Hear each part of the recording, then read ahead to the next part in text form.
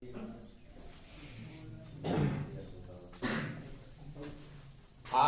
IUPAC उपसा संयोजन यौगिकों के IUPAC ये नाम का अंतिम क्लास है। कुछ महत्वपूर्ण यौगिक लेते हैं और उनका IUPAC करते हैं। कुछ महत्वपूर्ण यौगिकों में हमने 6 कंपाउंड लिया है, 6 यौगिक लिया है और इनका IUPAC किस तरीके से किया जाता है बाय रूल, नियम भी बताते चलते हैं और इनका नाम भी बताते चलते हैं। देखिए सबसे पहले नियम क्या बताया गया है कि सर्वप्रथम धनायनों का नामकरण करते हैं, उसके बाद ऋणायनों का नामकरण करते हैं। तो धनायनों के रूप में यहाँ पर पोटेशियम है और ऋणायनों के रूप में यहाँ पर उपसा संयोजन मंडल है। तो सबसे पहले हम धनायनों के नाम में पोटेशियम का नामकरण करेंगे। तो इसका नाम सीधा सीधा क्या लिखा जाएगा आपका पोटेशियम। पोटेशियम। उसके बाद उपसा संयोजन मंडल पर जाते हैं। तो उपसा संयोजन मंडल में हम देख रहे हैं उपसा संयोजित समूह कौन सा है आपका साइनाइड है और साइनाइड के लिखा क्या जाता है साइनो। और लेकिन उसके कितने साइनाइड समूह उसको भी लिख लेते हैं। तो कितने हैं 6 हैं। तो लिखेंगे क्या हम यहाँ पर हेक्सा।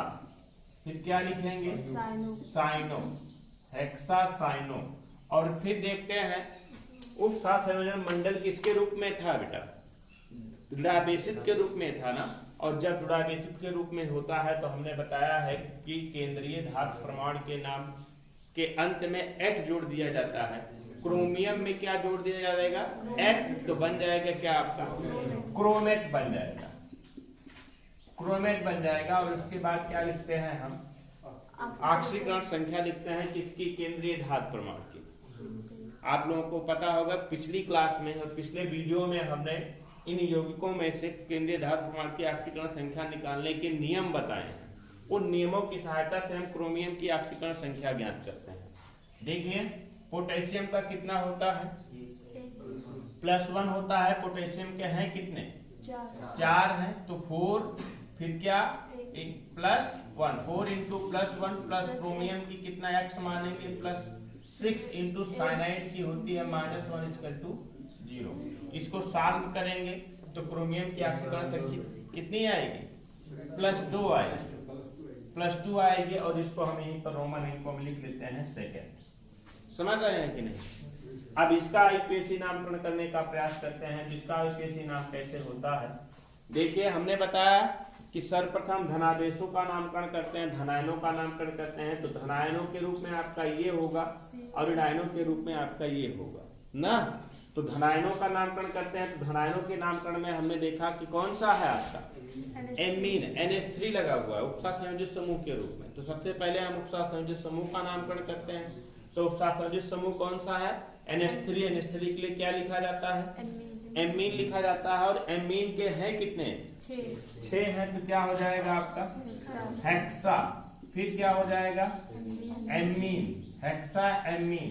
फिर क्या केंद्रीय धातु प्रमाण का नाम लिखेंगे। और आपको पता होना चाहिए केंद्रीय धातु प्रमाण को सीधा का सीधा वह लैटिन नाम ही लिख दिया जाएगा, अंत में एक नहीं जोड़ेंगे। क्यों क्योंकि ये किस रूप में है धनावेशित रूप में है, ये ऋणावेशित रूप में है। तो क्या हो जाएगा आपका कोबाल्ट। क्या हो जाएगा कोबाल्ट, कोबाल्ट हो जाएगा। और फिर यहीं पर लिख लेंगे छोटा ब्रैकेट। क्यों ऐसा कर रहे हैं छोटा ब्रैकेट क्यों लिख रहे हैं क्योंकि केंद्रीय धातु प्रमाण की क्या लिखना है ऑक्सीकरण संख्या लिखना है। फिर लिख देंगे क्या हम क्लोराइड, क्या क्लोराइड। और फिर क्या लिख देते हैं हम सल्फेट। IUPAC नाम लिखते समय केंद्रीय धातु प्रमाण की ऑक्सीकरण संख्या लिखा जाता है। तो हमने सिखाया है कैसे निकालते हैं। माना कोबाल्ट की X +6 इंटू अमोनिया की ऑक्सीकरण संख्या। और अमोनिया की ऑक्सीकरण संख्या 0 होगी। काहे 0 होगी बेटा क्योंकि अमोनिया एक प्रकार का यौगिक है और यौगिकों की ऑक्सीकरण संख्या सदैव कितनी होती है 0 होती है। और यहाँ पर देखिए क्लोरीन की कितना लिखेंगे -1 लिखेंगे और प्लस लगाएंगे क्या आपका सल्फेट SO4 होता है बेटा। इस पर डबल नेगेटिव होता है और डबल नेगेटिव होने के कारण इसकी ऑक्सीकरण संख्या कितनी हो जाएगी -2 = 0 करेंगे। इसको सॉल्व करेंगे तो -1 -1 -2 -3 अर्थात 75 करेंगे 3 है। समझ गए कि नहीं। अब इसी तरीके से हम इसका यूपीएससी करते हैं भैया। हमने बताया सबसे पहले धनावेशों का नामकरण, उसके बाद ऋणावेशों का नामकरण। धनावेशित के रूप में आपका ये, ऋणावेशित के रूप में आपका ये। तो इसका नामकरण करने के लिए हम क्या लिखते हैं? उपसार संयोजक समूह लिखते हैं। उपसार संयोजक समूह के रूप में क्या है आपका? अमोनिया। अमोनिया के लिए एमीन, और कितने का नंबर है? 6 है, तो इसलिए क्या हो जाएगा आपका? हेक्सा। क्या हो जाएगा आपका? हेक्सा। फिर क्या हो जाएगा? Amine, hexa amine. केंद्रीय धार प्रमाण का नाम, केंद्रीय धार प्रमाण कौन सा है? निकिल है, निकिल है ना। और फिर यहीं पर ऑक्सीकरण संख्या, फिर क्या किसको लिख देंगे हम? क्लोराइड। समझ आए ना? ऑक्सीकरण संख्या निकाल लीजिए भैया। अब तो आप लोग निकाल सकते हैं ना। निकिल की मानेंगे x + 6 × 0 और +2 - 1 = 0। पक्षांतर करेंगे कुछ सेकंड आएगा कि नहीं आएगा? आएगा। ये थोड़ा सा अलग टाइप में है। अभी तक हमने आप लोगों को इस प्रकार से किसी भी यौगिक का यूपीएससी नाम हमने नहीं बताया है। यहाँ पर देखिए धनायन है ना। धनायन है तो इसका यूपीएससी नाम कैसे करते हैं इसको जानिए। थोड़ा सा अलग टाइप में है। हमने अभी तक इस प्रकार के यूपीएससी का नाम करना नहीं बताया, लेकिन सीख जाइए। इसका मतलब क्या है कि उपसार संयोजन मंडल के बाहर वाला है ही नहीं, तो हमें सबसे पहले इसी का करना है। जब इसी का करना है तो लिखते क्या है? कितना हो जाएगा आपका? हेक्सा, फिर क्या? एक्वा। Hexa aqua. फिर किसका नामकरण करेंगे हम? केंद्रीय धात परमाणु का नामकरण करेंगे। और केंद्रीय धात परमाणु है क्या आपका? मैग्नीज है ना। मैग्नीज है, धनावेश है, तो एक तो जुड़ेगा नहीं, तो क्या हो जाएगा आपका? मैग्नीज। और यहीं पर क्या लिखना है मुझे? ऑक्सीकरण संख्या उसके बाद लिख देना होता है बेटा, क्योंकि बाहर आयंस के रूप में दिखा रहा है, तो इसको क्या लिख देंगे हम? आयन लिख देंगे। इसको विशेष ध्यान रखोगे। और एक चीज, केंद्रीय धातु परमाणु का नाम, केंद्रीय धातु परमाणु की ऑक्सीकरण संख्या निकालने के लिए क्या करोगे? जो बराबर 0 बराबर 0 बराबर 0 कर रहे थे, तो बराबर कितना कर देंगे? +2 कर देंगे। हमने बताया है कि आयनों की ऑक्सीकरण संख्याएं उस पर उपस्थित आवेशों की संख्या के बराबर होती। निकालने की आवश्यकता ही नहीं है, वही आएगा भी, निकालने की आवश्यकता ही नहीं। इसलिए इसकी ऑक्सीकरण संख्या कितनी हो जाएगी? +2 अर्थात सेकेंड। इसी तरीके से इसका हम देखते हैं। इसका देखते हैं आपका धनावेशित भाग, ऋणावेशित भाग।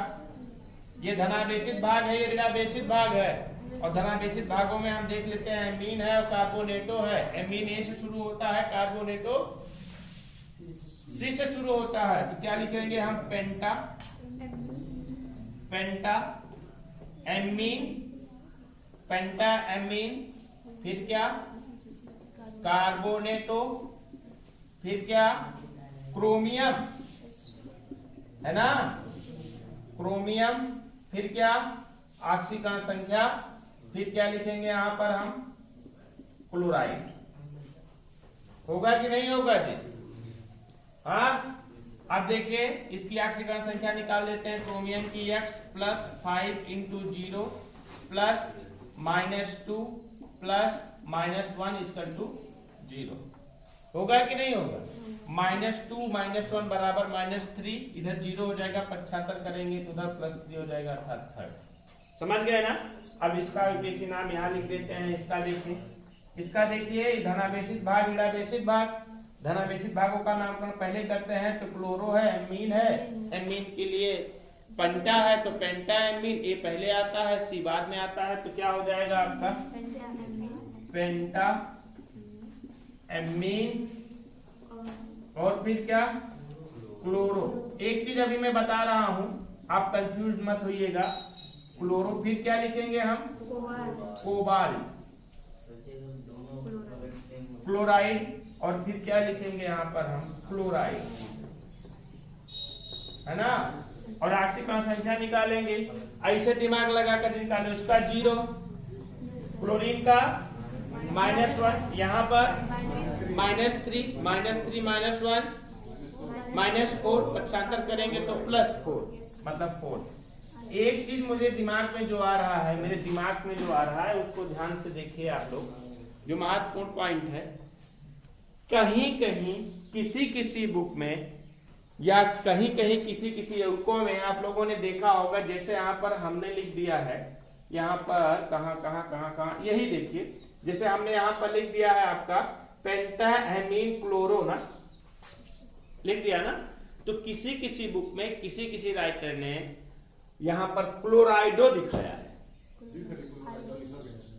क्लोराइडो देखने को मिलेगा, है ना। कार्बोनेटो जिस तरीके से लिखा तो कार्बोनेटो सही है, क्लोराइडो देखने को मिलेगा जो उपसार संयोजित समूह के रूप में होता है। तो घबराइएगा नहीं, आपका क्लोराइडो भी सही है और आपका क्लोरो भी सही है।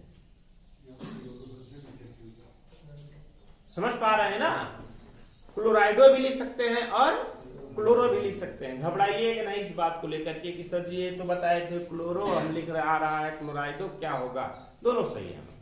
समझ रहे हैं ना, तो कंफ्यूज मत होइएगा, क्लोराइडो, कार्बोनेटो, ब्रोमाइडो, ब्रोमो, इससे कोई दिक्कत नहीं है, चाहे जो लिखे। समझ गए ना।